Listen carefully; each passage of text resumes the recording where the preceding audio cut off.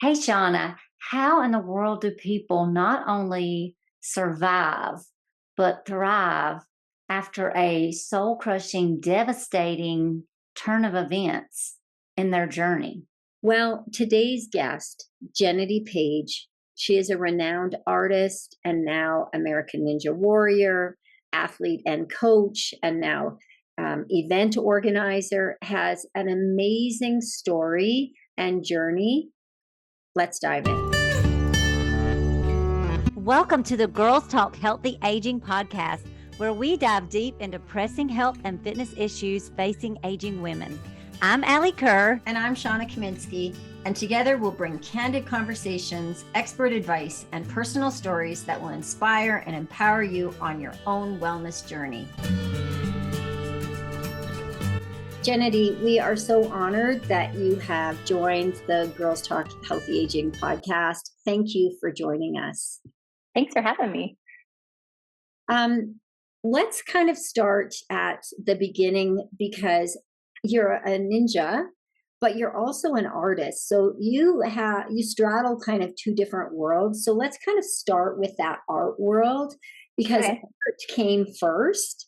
So can you tell us a little bit about how you became an artist? And even when you mentioned in a story I read that even as you were entering college, you just felt so unworthy that you felt at that point you could only draw stick figures. And how am I going to be an artist? And now you are this acclaimed artist. Yeah. So, as a kid, I just grew up really playing the piano and studying hard in school.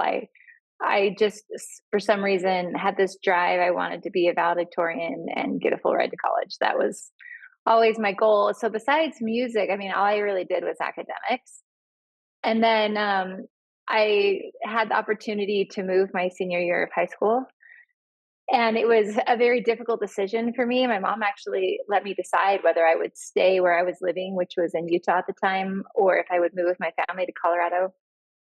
And I honestly just wrote about it in my journal and deliberated and prayed and felt like I should move. So I made this move and find myself in a tiny little podunk town, went from a graduating class of 500 to a graduating class of 80. And when I went to sign up for classes, I told the counselor, listen, I want to be valedictorian. I want to forward to college. So give me all your AP and honors classes. And this counselor just looked at me and she was like, sweetheart, we don't really do any of that here. And I was like, what? And it's because the school was a small school in a rural community, a lot of English second language students, and they really just didn't have an honors program. And so I looked at the list and I said, well, art sounds fun. I had enjoyed coloring books as a kid quite a lot. And I had drawn a little bit, but I just had never seriously taken art. But I decided because of lack of options to do that my senior year.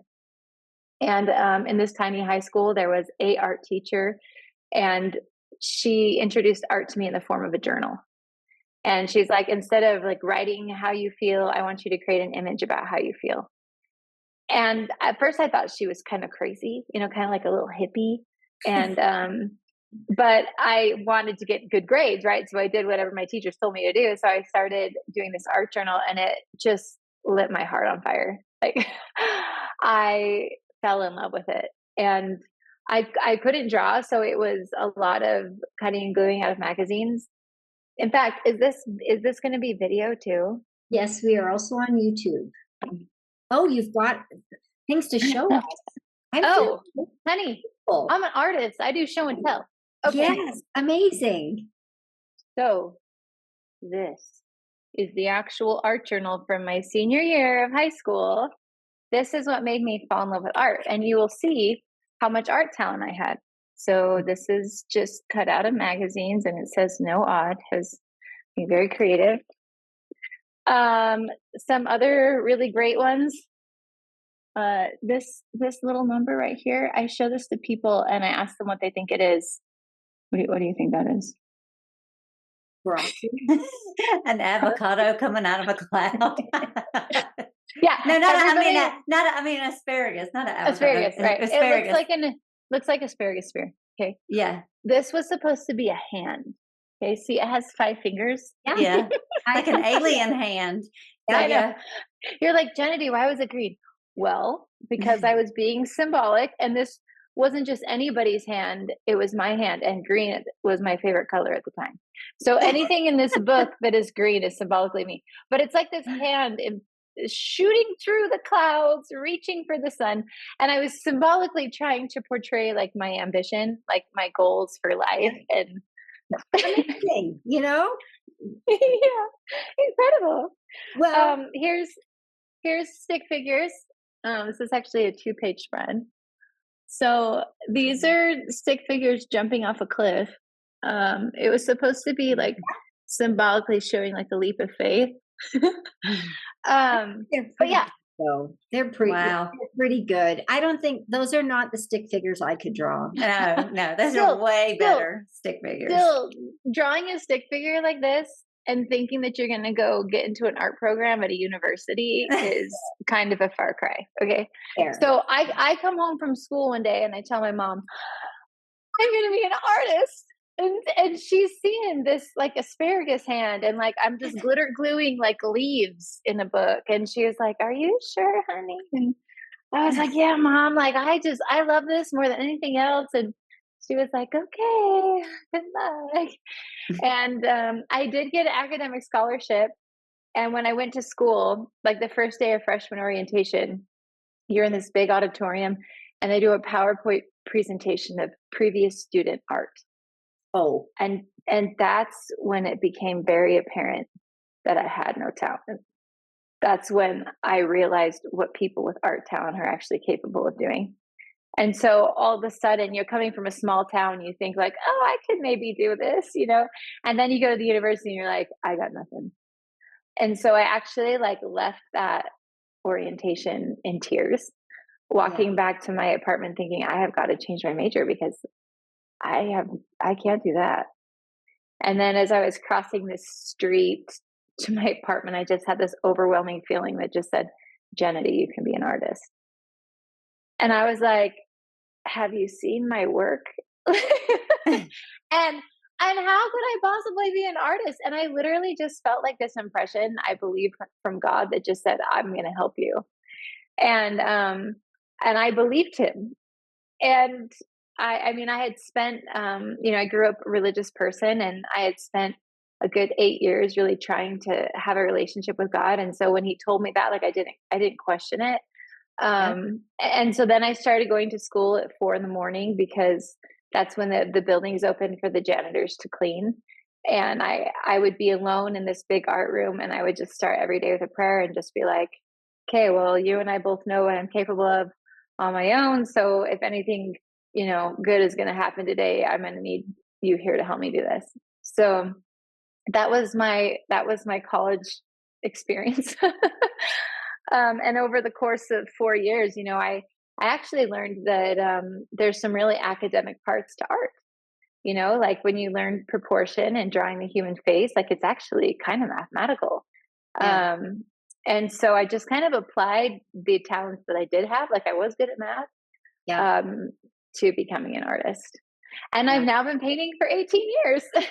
Yes. And we will have a link to your website so that we can, people can, if they're watching on YouTube, they can see behind the beautiful studio, and we can't see in detail, but following me on Instagram, seeing some of your works is really amazing. And it's actually giving the talentless hope that, with a big face, if you feel called to art, it's possible. For sure. I am like the biggest believer of just like hard work. Angela Duckworth wrote a book called Grit. Have you guys read it? No. Oh, it's so good. But she basically looks at kind of like the science of successful people and weighs talent against like work ethic, and she basically comes and says that like, yeah, talent matters, but like work ethic counts twice. Yeah. So, basically if you have a lot of work ethic and not a lot of talent, you can eventually succeed, maybe more so than somebody that just has talent alone. So, and I honestly, go ahead. I was gonna say that's definitely true when we get to the ninja stuff because that's such a part of that. It's just hard work Oh, when yeah, you're doing 100%. it. Yeah. Yeah. Yeah, and in some ways I'm really grateful that I came to the art world without a lot of ability, because one thing that I witnessed in school was that kids that came with a lot of talent, they made a lot of excuses for their art, because so much of an art education is taking a critique and then making changes. And if these kids had always been praised, for their ability, all of a sudden they're getting a critique and they're like, "Oh no, I actually meant to do that." And Yes. like, "Oh yeah, the reason I did that is this." And so they actually didn't progress that much, where it's like I knew I was nothing, and I knew I needed all the education in the world. So I just soaked in like every bit of criticism that I got. So I think that's, I mean, and like just taking a leap from that is that in any endeavor, being open to and humble about positive uh, critiques is going to improve us. When we come into something thinking we know too much, we're not going to learn as much. So that's amazing. And with our clients, Shawna, I think about food logs and, food, Yes. preparing food. And I know me and Shawna are not big cooks, but that's kind of an art. And it's the same thing. Clients can, we can come in being like, oh, I know what to do. Or but we like being humble and like soaking it in and like whatever it is that you want to tackle in life. That is a huge lesson, life lesson. Being a student right. always. Now, Jenedy, you have a very powerful story of loss that you've used to become the best version of yourself and touch so many people. And it's led you in your artistic endeavors, in your ninja endeavors. Would you mind sharing that with us? No, of course not. I'd love to. Yeah. So I graduated from school in 2006. My husband and I moved to Los Angeles, and within 5 years we'd had 2 children and 2 little boys. And my husband decided to go to grad school, so we left California and moved to Arizona for school. And in order to offset the costs of grad school, we moved in with my parents, and they had an acre property that had a pond and a pool on it. And when we moved in, my mom was so nervous, and Jen, I'm so worried about the boys. They were 3 and 1 at the time. And I was like, "Oh mom, like you've got like a pool. I mean, you've got like a fence and alarms and gates and all the things. It's probably gonna be fine." And it was okay for about a year. And then one day this perfect storm arose, and I pulled my son out of the pool. And it just takes your breath away. It's an unimaginable experience. I still remember that moment where the paramedics came and they were working on my son, and the police came and they had me and my husband inside while they were working on my son. I just remember looking out the window, just thinking, "This isn't real, right?" Like I'm gonna wake up, and this has just kind of been like a crazy dream. But my son was resuscitated and life flighted to a hospital. And he was intubated for about a week, and they were hoping to let everything kind of heal and recover. They put him in a medically induced coma. And then I remember, like, after a week, this was like the day that I was hoping for my son to kind of wake up, so to speak. And when they took him off of everything, he started to experience something called sympathetic storming, which is actually somewhat common in near drowning victims, where the sympathetic nervous system is your fight or flight response, and it just kind of goes into hyperdrive. So it kind of looks like a seizure. Like all of his muscles would flex and his heart rate would go through the roof and his breathing would go super high, and it'd be like this for like 20 minutes, and then he would just like collapse in exhaustion. And I was like, what was that? Like I remember the first time it happened, I just looked at the nurse like, what is happening? And the neurologist told us that it's like kind of the brain trying to reset. And so I had all this hope, like, oh, okay, well, these sympathetic storms are terrible, but if it can just help him reset and we can go home, then this will be great. So I had a lot of really long nights in the hospital because the storms grew, and they went from being, 20 minutes to 48 hours. And eventually, like, his body couldn't handle it anymore, and he passed away. And I I was so severely disappointed because, like I have already shared, like I had this really firm religious foundation. And the whole time my son was in the hospital, I did a lot of praying, like anybody would, I think. I think regardless of your religious Yeah. situation, if you're in that situation, Yeah, you it's are like, I'm praying. praying. Yeah.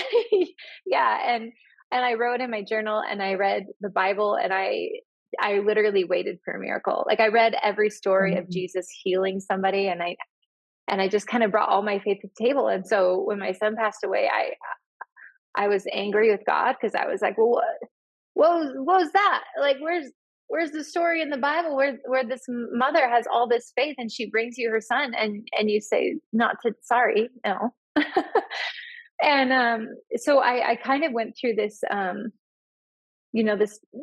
this grief period where I was trying to figure out why and what, and some things that I learned during that time. As I told God that I had all the faith in the world, he responded with, Jenedy, what takes more faith, getting what you want or continuing on when you don't? Oh, and like, you hear that and you're like, oh, well, probably continuing on when you don't, but that's not what I wanted to hear. That's so challenging. And I think for the first maybe 6 months, I was totally numb. Like, my son passed away in November. We had Thanksgiving, we had Christmas. I don't even know what happened during those holidays. Like, hardly any memories of that. All I remember is that spring came again, and all of a sudden it was like all of the dust had settled. And it was kind of like God had me on some kind of like spiritual morphine. And then he like takes off the spiritual painkiller. And all of a sudden I was like, I am so broken. I like, the devastation around me is so enormous. Like, how is this ever going to come back together? And I think that I maybe questioned God's ability to heal people. Yeah, it's like one thing to read the Bible or like go to church and hear like, yeah, like Jesus can save you, and then it's another thing to be like completely dismantled as a human being and wonder, can this ever come back together? Yeah. But I had enough of a foundation that I just kind of like, I kept showing up for God every day, even in my grief, even in my anger. I just kind of showed up every day, kind of because I didn't have anywhere else to go. And what's so beautiful is that over time, he started to put me back together. And I think sometimes, God's in the process of like recreating us. And you can do that maybe. I think about how I paint, and sometimes it's just these slow, tiny modifications over time. And other times you have to totally sack the whole painting that you had and like completely start over. And I think all of us go through kind of like a restructuring. Like, I think if we let God, he will restructure us. He will make us better. And everybody has different experiences. Some are cataclysmic and some are just small incremental moments over a lifetime, But for me, this was definitely like the cataclysmic volcanic eruption, total decimation of a life. Around this same time, I started running. Well, let me rephrase that. I was always like a casual runner. Like, I would maybe run like, a couple days a week just for funsies. I wasn't tracking time. I was just going for a run, kind of like how people go for a walk. And then after my son passed away, like he passed away on a Saturday, went to church on Sunday. Monday morning, I woke up and I went for a run. And it was like unlike any other run I had ever experienced, because I was kind of running for my life.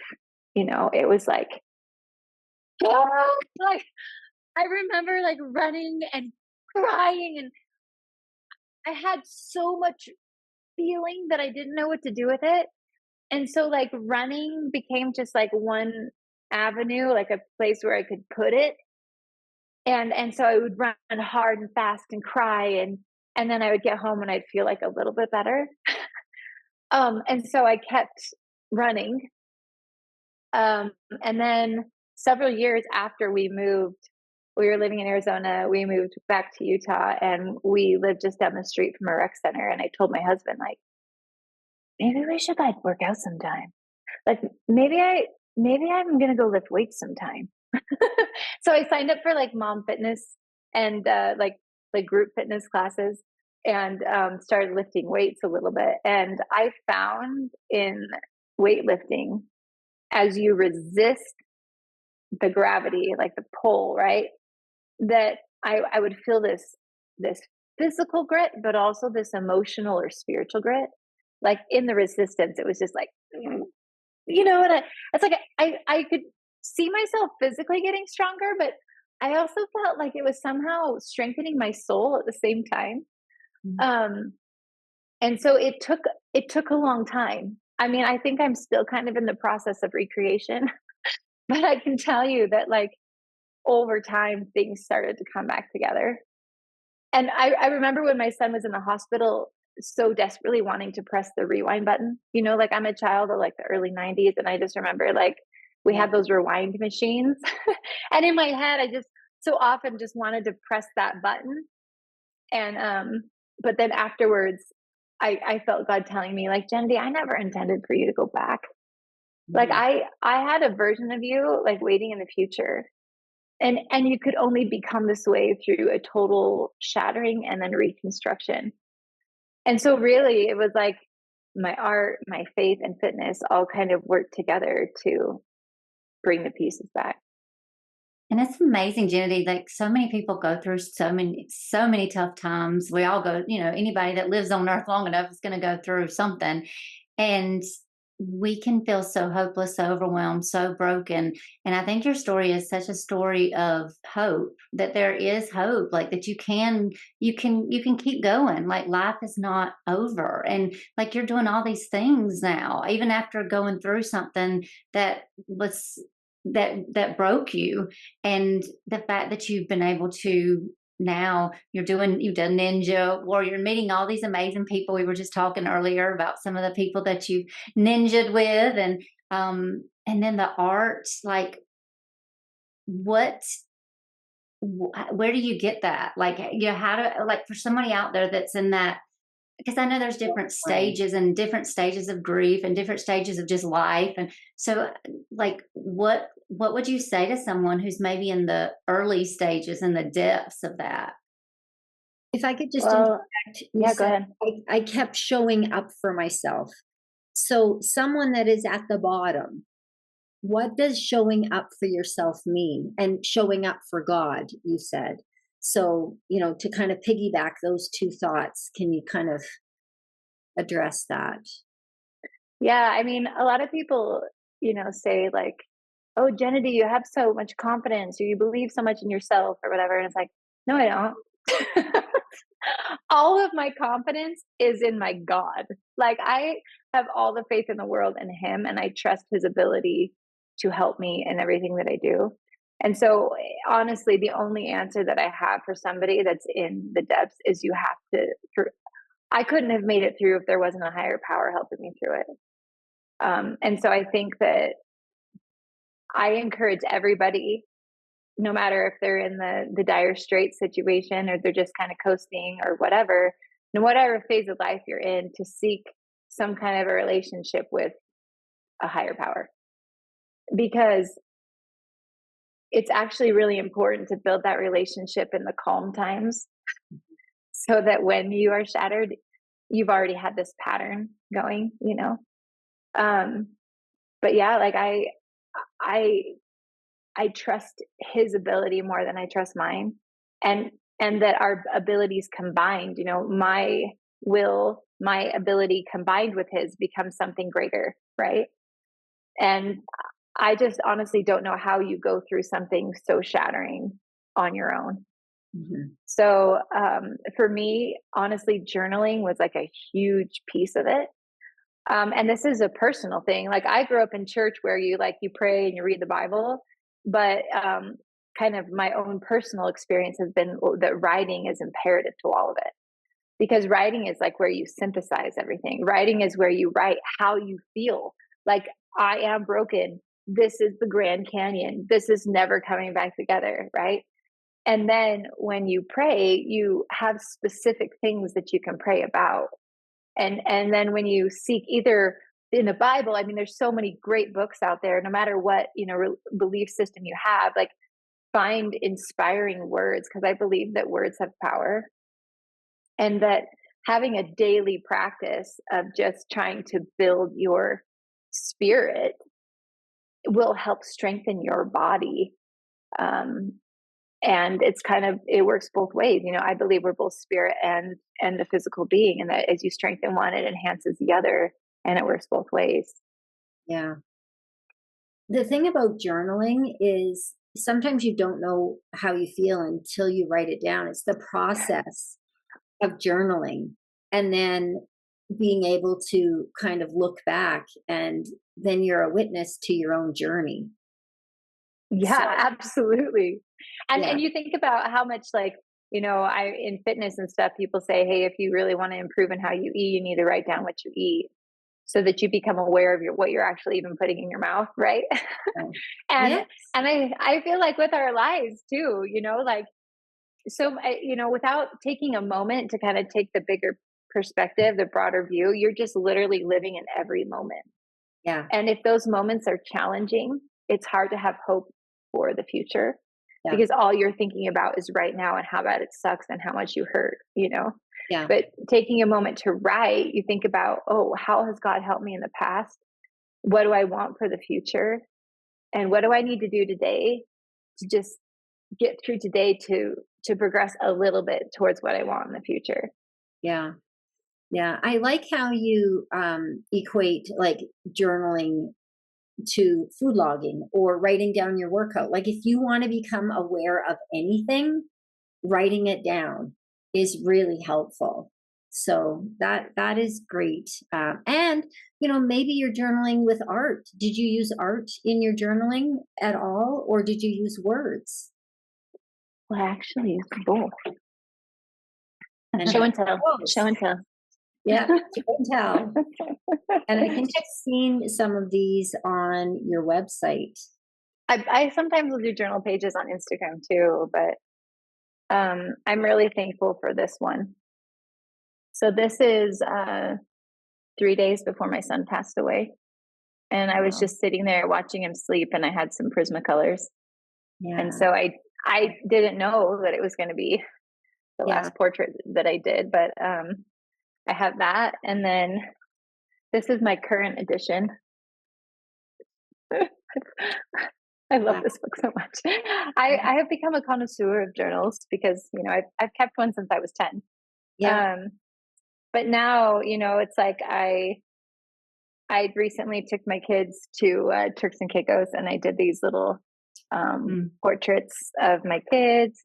But also, like, when you're going through, and not everybody's artistic, but I really do think that there's something therapeutic about like creating, even if it's just color, even if it's not anything that really is like a figure or recognizable. I actually taught my son's 6th grade class, a painting class, and I went in every month to teach. And this was post 2020. It was like the kids were just getting back to school, and they were so naughty. Oh my gosh, they were so naughty. They're like 6th graders, and they can't stay in their seats, and they're so disrespectful to the teacher. And I got this idea one day. I said, you guys, did you know that there's a country called Bali? And in Bali, they have a national day of silence. It's like a day of meditation for the entire country. And like not even planes fly into the country on this day. And they were like, what? And I was like, yeah. Can you imagine what like our country would be like if we just had one day of like meditation, like one day a year where people just like thought about stuff beyond just like work and groceries and carpool, And I said, I'm not asking you guys for a date, but do you think you could have 1 hour of silence? And they were like, I don't know. I was like, I don't know either. But if you can do it, I'll bring pizza for the whole class. And so they were like, yeah, let's go. So I show up to teach, and we had a very simple assignment. We were doing Kandinsky, who is kind of like a modern painter. And so we were just painting circles. That's it. Like, you're going to watercolor circles in different colors. It was a very simple assignment. So it didn't require a lot of instruction. So I told the kids, can you just be quiet for an hour, and I'm just going to have you watercolor circles. And then we maybe talk about it a little bit at the end. So they did it. And it was actually magical. I felt almost like this vibration in the class. Like it felt so good. And near the end of class, I said, guys, I'm so glad that we could have this experience today, because I paint not just because I want to make something pretty to sell, but because it literally offers me a way to process emotions and things that are extremely difficult. And I mean, I know you're 11 and maybe you've never been through something hard, but some of you probably have. And when you feel things that are bigger than you and you don't know what to do with them and you feel just like crying in a corner, I want you to remember this class, and I want you to get out a piece of paper, and it doesn't matter whether it's a pen or a pencil or a watercolor set or crayons, and just spend whatever time you have, 20 minutes, 30 minutes, an hour, and just create, just make lines and see how you feel at the end of it. And it was so amazing. Like and since then I sometimes preach that to my friends, like, just, this is actually a study for one of my strong women paintings, but like, just do a little, it doesn't have to be awesome. Just do a little color when you're having a bad day, and then see how you feel. I think that's a great So strategy of that our listeners might pick up on, in terms of, like, you're not doing it for anyone else. Just do it for yourself, and right. do it. Have some quiet time and see how you feel afterward. It might be therapeutic, like, for different people. So that's a great a great option. Well, yeah, and sometimes people feel like, I don't know what to write. Like, I don't have the words, or I don't want to put words to it. And so sometimes, I went to the Lauren Daigle concert. You know who she is? Just, okay, it's because you're in Canada, maybe. I don't know, but I just went to one of her concerts, and it was so good. So I painted it. But anyways, yeah, like, if you don't have the words, Yeah. sometimes you could just, get a pen and make some really black, dark scribbles on a page because you're mad or frustrated. And then, like, after you've done that, see how you feel. See if you feel a little bit lighter. Oh, I also did this is Ginny at the park on the rings. Yeah. So Jenny is the oldest female competitor in American The Ninja Warrior, oldest, right? correct. Uh-huh. Yeah. And so now you've become a ninja too. So tell us, you art ninja. How does that? Tell us how you got into that whole world. Oh my gosh, it's so crazy. Well, one thing I often say is that we don't really know who we are, really, like what we're capable of. But I feel that as I develop a relationship with God, He kind of teaches me who I am and opens up opportunities. And I feel like we all sometimes feel like you can call it an intuition, you can call it the spirit, you can call it your Jiminy Cricket, your conscience, whatever. But it tells you or inspires you to do something. And most of the time, the things that you feel inspired to do are outside your comfort zone. And so we don't do them. Like, you should do blah, blah, blah, blah. And we say, no, I don't want to. That's scary. That's uncomfortable. I'm not going to like that. So something like that is how I actually got into ninja. I was at the rock climbing gym with my little brother. He invited me to go because he was a member at the gym. I had never been before. And I went one time, and in a bouldering gym, you don't have ropes. You're just climbing on a wall. And if you fall on a pad. And I found out that these routes were called problems. And something about that was just really, I don't know. I liked the idea that I could go to the gym and I could work on problems. And I also love that in bouldering, if you make it to the top on your first try without falling, it's too easy for you. And they'll be like, you need to go up to the next level. And so at first, I was just climbing really baby beginner climbs, but I would fall, and then eventually I would learn it, and I would get to the top, and I'd be like, I feel amazing. I mean, I know I just did like the baby climb, but I solved that problem. And it just was kind of addicting. I wanted to solve more problems. So I got a gym membership and started climbing regularly. Well, I was only 3 months, like just barely starting on this climbing experience, when I had a feeling at the gym, and it was, you should apply to American Ninja Warrior. I laughed. I was like, yeah, right. Okay. That was weird. Things that come to your head when you're at the climbing gym. Just kind of like pushed it aside. But then every time I went climbing, it came back. And this is something that I feel too with these like kind of moments of inspiration or intuition is that I feel like God is persistent. And so he gives you multiple chances. Like it will keep coming. It'll be like a persistent thought, like write a book or go visit your neighbor or whatever, you know? And so it kept coming back. And so eventually, I mean, I had enough experience with trying to receive inspiration that I one day I prayed and I was like, Lord, I never thought we'd have this conversation, but did you want me to apply to American Ninja Warrior? Are you serious? And it was like, yes. And I was like, what? but I'd had enough experience that when he told me to do something, I just did it because history had proven, my journals had proven that he had never led me wrong. So why question him now? So I had never been to a ninja gym. And the closest ninja gym was like an hour away. So I actually filmed my submission video at like a kid's trampoline park. They do like birthday parties and stuff.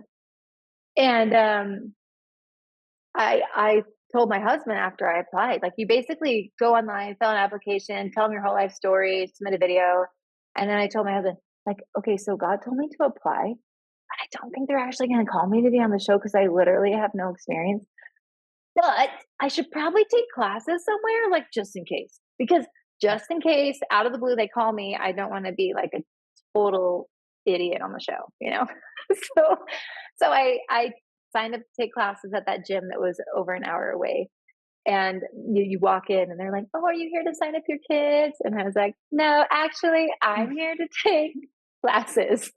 And I was 34 and had 4 children. I literally had no right being in this ninja class, but here we are. So you're there with like a bunch of 16-year-old boys because there actually wasn't like an adult ninja class. So you're just there with the teens and you kind of feel like a total fool.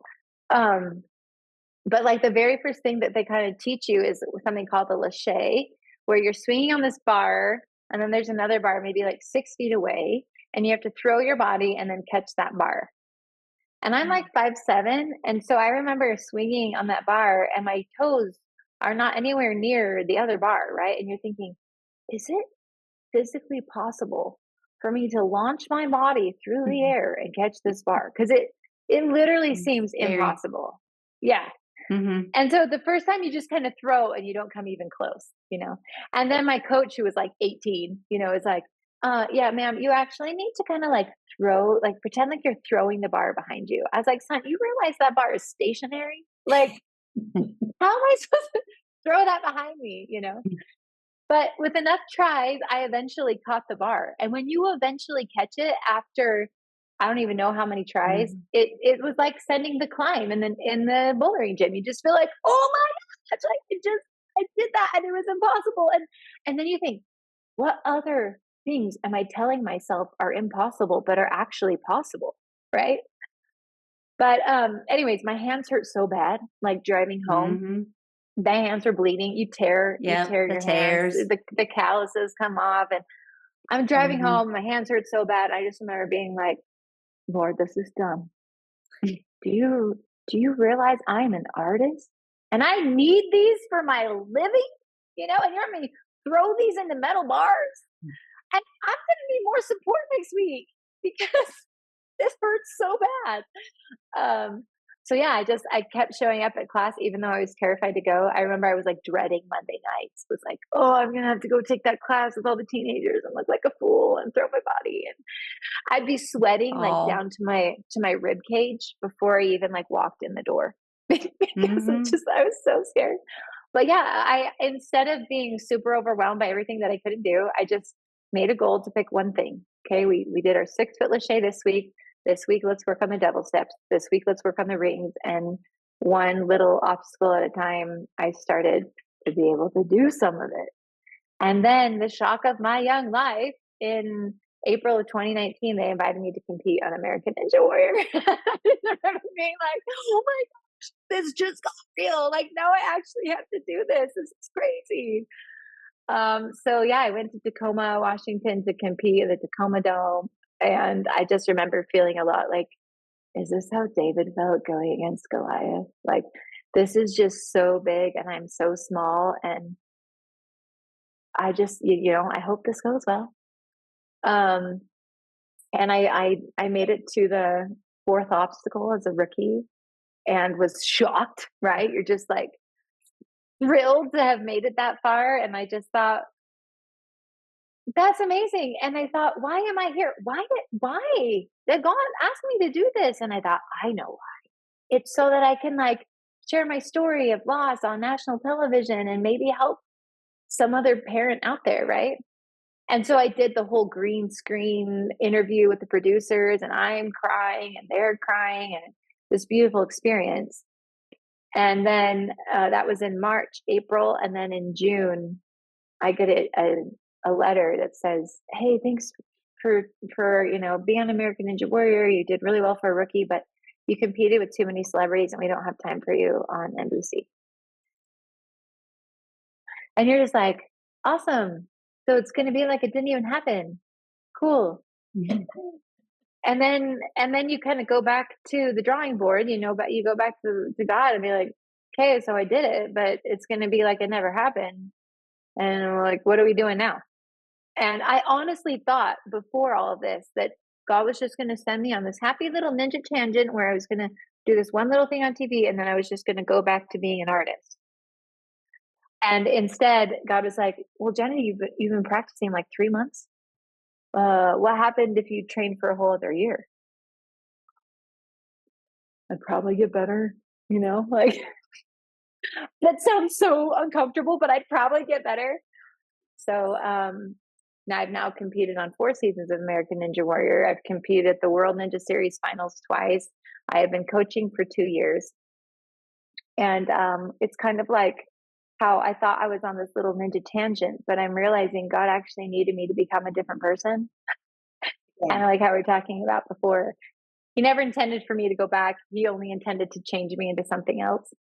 And this past season, American Ninja Warrior, so I competed last year in Los Angeles at Universal Studios. And again, they didn't air my run. And after 4 times of them never airing your run, you come home and you're kind of, like frustrated. And I remember walking into my studio and kind of being mad and having this kind of mad prayer that was like, why the crap are we still doing this? Like, it's not even mattering. Nobody's even going to see this. And then God's like so patient with me. And so he was like, oh, Jenedy, did you think this was about a TV show? Wait, do you think I care about reality TV? And you're kind of like, oh, you're the one that asked me to do this. And then it was like, look at you. You are a totally different person now than you were at the start of all of this. And I care way more about the development of an individual than I do about TV. And you're kind of like, you kind of feel a little sheepish. You're like, yeah, I guess you're right. But then in the process of this whole experience, one step at a time, I've had these women come into my life and I felt impressed to paint them. And I was at a ninja competition in Texas. It was me versus 2 guys. So it wasn't like American Ninja Warrior. It was actually a private event to promote a cookie company, a protein cookie company. And Jessie Graff, who's like one of the best American Ninja Warrior females, she flew out to be like the MC of the event. And us 3 ninjas were selected through like a video submission process online. And I didn't know they were just going to pick 3 and that it was going to be me versus 2 guys, but that, here we were. So I go to that competition and I won. I won by like 1 point. And I remember Jessie being so excited, right? Because it's like, let's go. Like, I took one for the girls, And after that event, I have a feeling, and it is, Jenedy, ask if you can paint her. Ask if you can paint Jessie. And I remember being like, no, she's famous. She's like been in movies. She's a professional stunt woman. She's actually on billboards in Los Angeles for American Ninja Warrior. Like, I am nobody. And then it was kind of like, this is your opportunity. And you're like, okay, fine, I guess I'll take it.